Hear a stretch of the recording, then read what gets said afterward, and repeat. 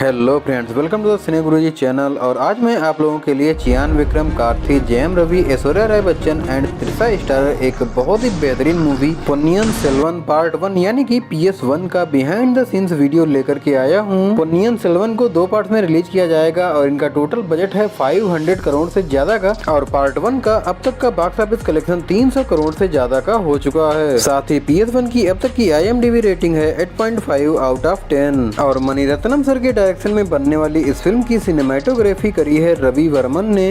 PS1 की shooting के लिए रामोजी फिल्म सिटी में एक बहुत ही बड़ा सेट बनाया गया था और साथ ही 4 और सेट बनाए गए थे, यानी कि टोटल 5 सेट बनाए गए थे इसकी शूटिंग के लिए। साथ ही ओरछा और ग्वालियर के हिस्टोरिक प्लेसेस पे और पुदुचेरी, चेन्नई, पोल्लाची, महेश्वर और मैसूर में भी इस फिल्म की शूटिंग की गई है। इसके अलावा थाईलैंड के कुछ प्लेसेस पर भी इस फिल्म के सीन्स शूट किए गए हैं। फिल्म की स्टार्टिंग में चियान विक्रम और कार्ति को राष्ट्रकूट के राजा कोटिगा से युद्ध करते हुए दिखाया गया है। युद्ध जीतने के बाद में विक्रम अपनी तलवार कार्ति को देकर के अपने पिता सुंदर चोल के विरुद्ध होने वाले षड्यंत्र को पता लगाने के लिए भेज देते हैं। तभी कावेरी से मिलन नामक एक सॉन्ग होता है और यह उसी का BTS सीन है। इस फिल्म में कार्ति ने वल्लभ रायन वंथिया देवन का किरदार किया है। ये नाम काफी बड़ा है और याद रखना भी मुश्किल, इसलिए मैं इनको कार्ति ही पूरे वीडियो में कहूंगा। हिंदी में कावेरी से मिलन नामक इस सॉन्ग के लिरिक्स लिखे हैं महबूब जी ने और इसको गाया है AR रहमान, सागर राठौड़ और पूजा तिवारी जी ने।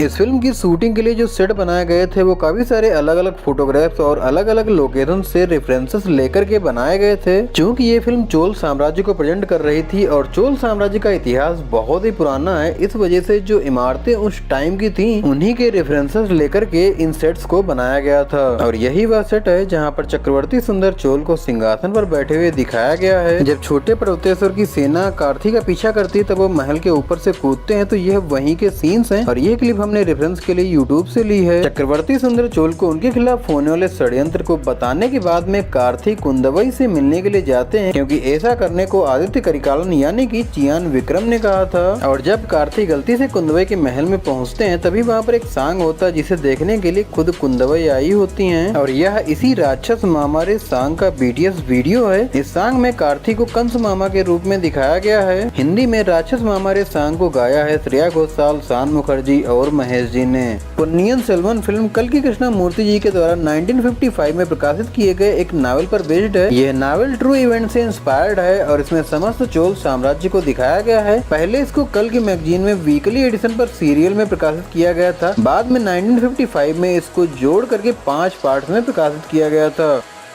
जब आदित्य करिकालन एक और युद्ध जीत लेते हैं तब उनको नंदिनी का नाम सुनाई देता है, जिसकी वजह से उनको बहुत ज्यादा गुस्सा आ जाता है और तभी एक सॉन्ग होता है चोला चोला के नाम से।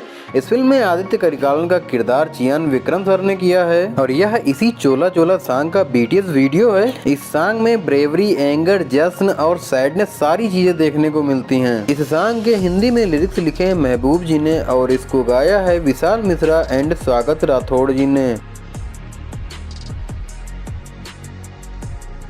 इस फिल्म में आदित्य करिकालन और अरुण मोजी की बहन कुंदवई का किरदार किया है त्रिशा कृष्णन जी ने। कुंदवई के किरदार के लिए काफी सारे आभूषण तैयार किए गए थे जो कि इनको पहने रहते थे और काफी सारे अलग अलग फोटोग्राफ्स की मदद से इनके कैरेक्टर्स के रेफरेंसेस भी लिए गए थे। फिल्म में कुंदवई के विरोधी के रूप में नंदिनी को दिखाया गया है और इस फिल्म में नंदिनी का किरदार किया है ऐश्वर्या राय बच्चन जी ने। और यह BTS सीन उस समय का है जब कुंदवई षड्यंत्र को जानने के बाद में अपने पिता सुंदर चोल के महल में आती हैं, जहाँ पर पर्वतेश्वर की वाइफ नंदिनी उनका स्वागत करती हैं।